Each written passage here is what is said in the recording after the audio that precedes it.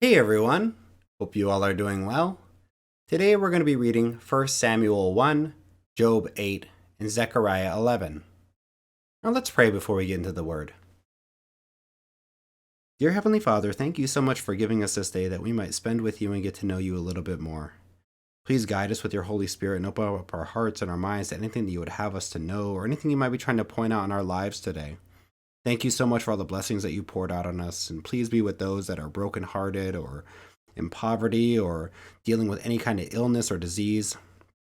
Please forgive us of our sins and lead us away from temptation, that we might be more like you and just continue to uplift your kingdom.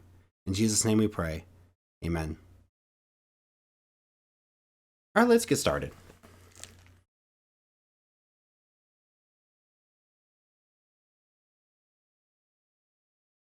First Samuel 1.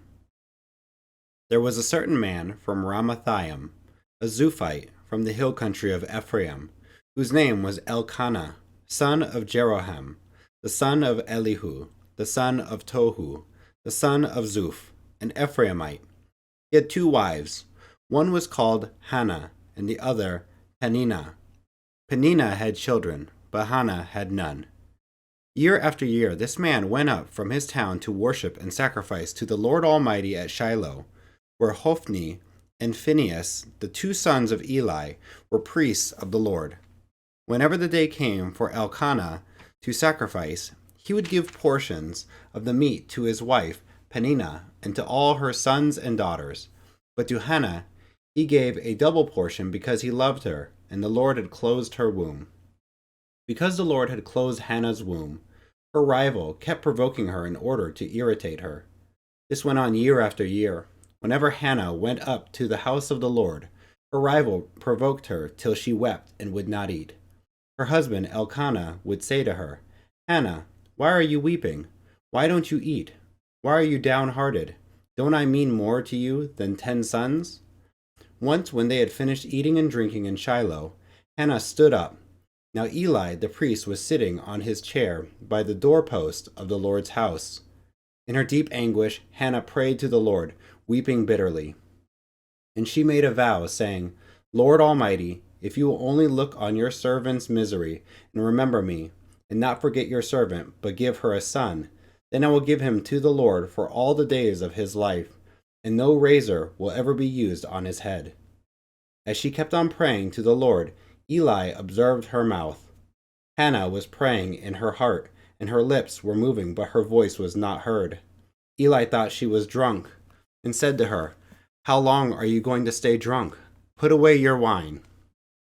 "Not so, my lord," Hannah replied. "I am a woman who is deeply troubled. I have not been drinking wine or beer. I was pouring out my soul to the Lord.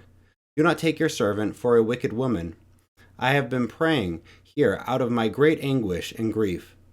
Eli answered, "Go in peace, and may the God of Israel grant you what you have asked of him."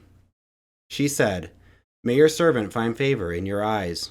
Then she went her way and ate something, and her face was no longer downcast. Early the next morning they arose and worshipped before the Lord, and then went back to their home at Ramah. Elkanah made love to his wife Hannah, and the Lord remembered her. So in the course of time Hannah became pregnant and gave birth to a son. She named him Samuel, saying, "Because I asked the Lord for him." When her husband Elkanah went up with all his family to offer the annual sacrifice to the Lord and to fulfill his vow, Hannah did not go. She said to her husband, "After the boy is weaned, I will take him and present him before the Lord, and he will live there always." "Do what seems best to you," her husband Elkanah told her. "Stay here until you have weaned him. Only may the Lord make good his word." So the woman stayed at home and nursed her son until she had weaned him.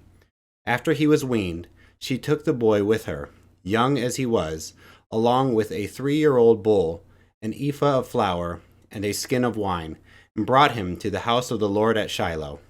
When the bull had been sacrificed, they brought the boy to Eli, and she said to him, "Pardon me, my lord, as surely as you live, I am the woman who stood here beside you praying to the Lord.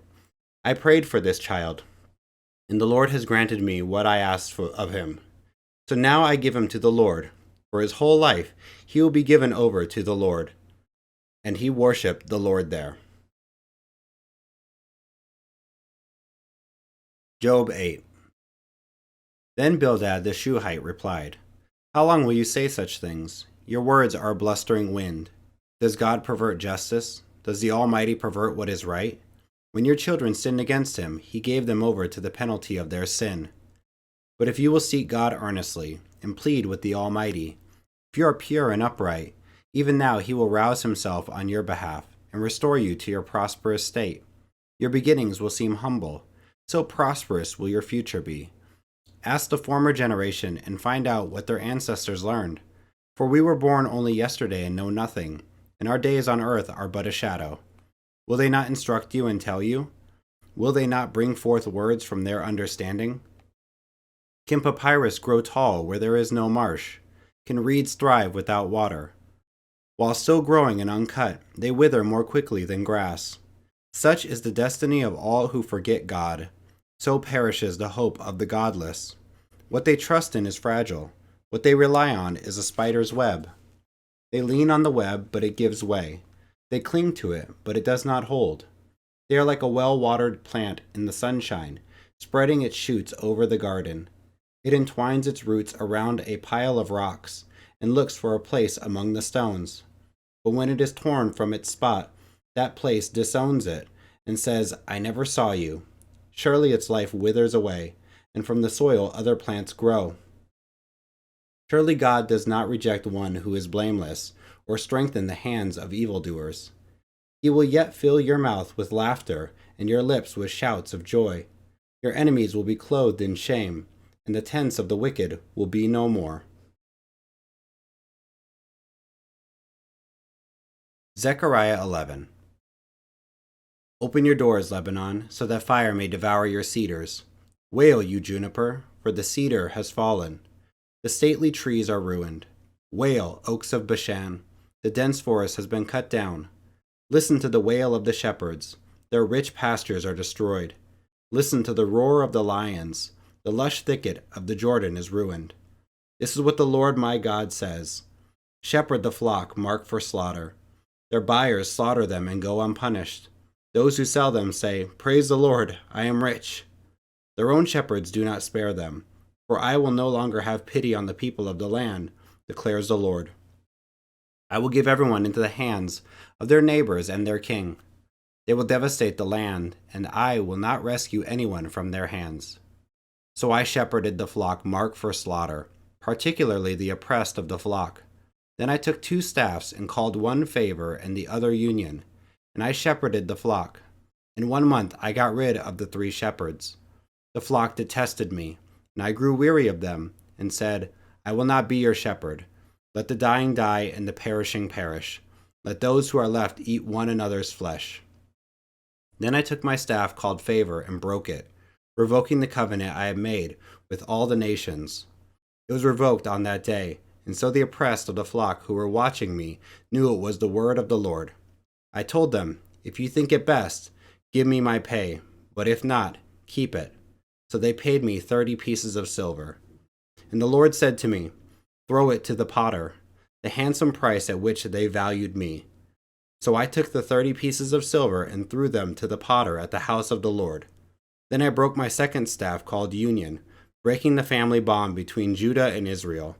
Then the Lord said to me, Take again the equipment of a foolish shepherd, for I am going to raise up a shepherd over the land who will not care for the lost, or seek the young, or heal the injured, or feed the healthy, but will eat the meat of the choice sheep, tearing off their hooves. Woe to the worthless shepherd who deserts the flock. May the sword strike his arm and his right eye. May his arm be completely withered, his right eye totally blinded.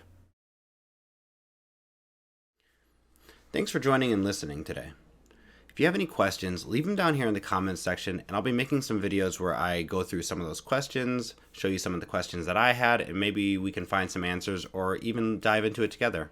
Thanks, guys. Hit the like and subscribe, and come back for more. All right, guys, take it easy. Bye. God bless.